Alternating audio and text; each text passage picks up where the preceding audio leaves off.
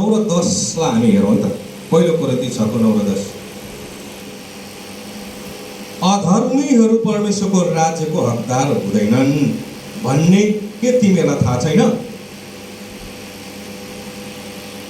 अधर्मीहरू परमेश्वरको राज्यको हकदार हुँदैनन्। धोका नखाओ, अनैतिकहरू, मूर्ति पूजकहरू, व्यभिचारीहरू, समलिङ्गीहरू, पुरुषगामीहरू, चोरहरू, लोभीहरू, मतवालाहरू, निन्दा गर्नेहरू, लुटाहरू परमेश्वरको राज्यका हकदार हुने छैनन् भन्छ। को चाहिँ रहेछ त?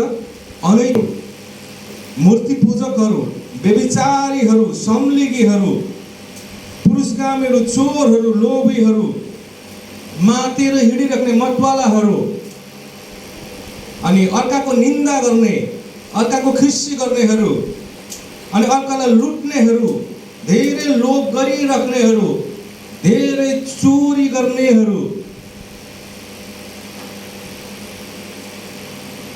अनि तिनीहरू चाहिँ परमेश्वरको राज्यको हकदार हुँदैन। र अब 11 मा हेर्नु, 11 पदलाई त्यहाँ हेर्नु त।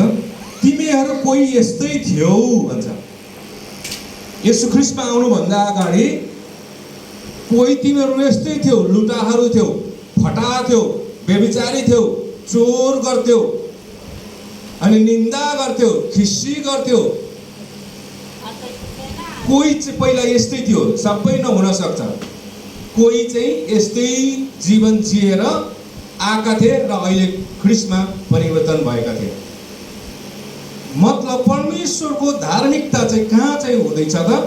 संसारमा पापमा डुबिरहेको बेलामा, पापमा हिँडिरहेको बेलामा, अन्धकारमा जिरहेको बेलामा उहाँले आफ्नो उद्धार जाति जातिको बीचमा प्रकटीकरण गर्नुभयो, जाति जाति बीचमा प्रकट गराउनुभयो, उहाँले ल्याउनु भयो ताकि मेरा सृष्टिहरू कोही पनि ननासियो। आफ्नो पुत्रद्वारा उहाँले यो उद्धारको धार्मिकताको कुराहरू ल्याउनु भयो, उद्धारको दर्शन ल्याउनु भयो। अनि कोही चाहिँ यस्तै जीवन जिएका थिए, यस्तो जीवन जिएर आएका थिए तिमीहरू, किनकि पहिला तिमीहरू यस्तै थियो। यसको मतलब के हो त? नरकको भागीदारी बन्दै थिए, नरकको भागीदारी बन्दै थिए, पापमा डुब्दै थिए, नरक जानेवाला थिए, लुटा थिए।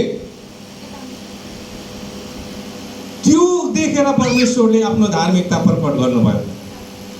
मेरो सन्तानहरू, मेरा छोराछोरीहरू चाहिँ नरकमा जाँदैछन्, उनीहरूलाई बचाउन मैले आफ्नो धार्मिकता प्रकट गर्नुपर्छ, आफ्नो धार्मिकता ल्याउनुपर्छ। अब के भन्छ भने त्यहाँ, तर तिमीहरू धोइयौ, अब तिमीहरू धोइयौ। पहिला तिमीहरू यस्तै जीवन जिउँदै थियौ, यस्तै जीवन जिउँदै थियौ, अब तिमी धोइएका पापी पनि होइनौ, सिधै शुद्ध पारिएका छौ। कसको रगतले? येशू ख्रीष्टको रगतले शुद्ध पारिसकेका छौ। हामी आफैलाई धोइएको पापी नबनौ। सफा गरेको फोहोर होइन हामी। सफा गरेको फोहोर भन्नु र धोइएको पापी भन्नु उस्तै हो भने हामी क्लियरली शुद्ध पारिएका छौँ।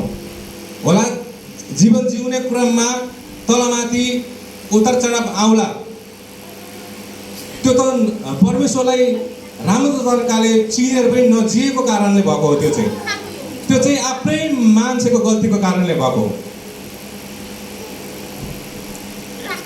अनि तर परमेश्वरले चाहिँ 100% सिद्ध बनाउन चाहनु भएको र हामी सबैलाई सिद्ध तुल्याउनु भएको छ। हामी चाहिँ धर्मी जातिहरू। अब हामी आफैलाई धर्मी भन्दै गर्दा पनि हामीले चाहिँ गलत तरिकाले जीवन जिउँछौँ। हाम्रो जीवन जिए चाहिँ ठिक छैन भने चाहिँ त्यो चाहिँ हाम्रै गल्ती हुन्छ, परमेश्वरको गल्ती हुँदैन यसमा। परमेश्वरले चाहिँ अनमोल आफ्नो पुत्र ख्रीष्टको रगतद्वारा चाहिँ धोइसक्नु भएको छ, शुद्ध पारिसक्नु भएको छ। शुद्ध पारिएको व्यक्ति फेरि धुलोमा पाप गर्छ, धुलोमा जान्छ भने त के गर्नु? नुहाइदिएको भैँसी चाहिँ फेरि हिलोमा जान्छ भने जस्तै हो। त्यो चाहिँ मजाले साबुन जालो लाएर मस्काइ नुहा, परालको लुडोले चाहिँ नुहाइदिएको हुन्छ, फेरि लास्टमा गएर त्यही हिलोमै पुगिरहेको हुन्छ। सकेर पनि हामी चाहिँ फेरि पाप गर्न जान्छौँ भने के छौँ? पवित्र पारियो। येशू ख्रीष्टको नाउँमा हाम्रा परमेश्वरको आत्माद्वारा। हालेलुया।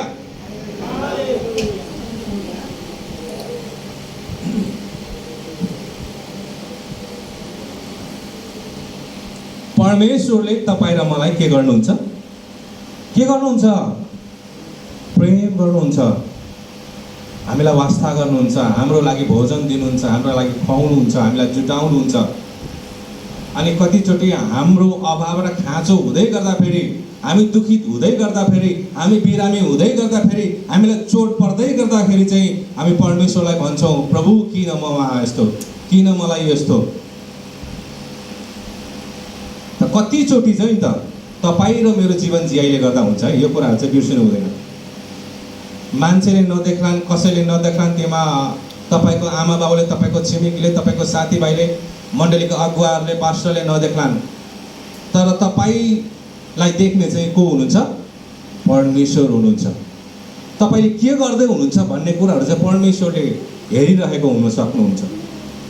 अनि यस कारणले परमेश्वरसँगको मान्छेमाथि के भन्छ गीतले पनि एउटा, मान्छेमाथि भरोसा नगर,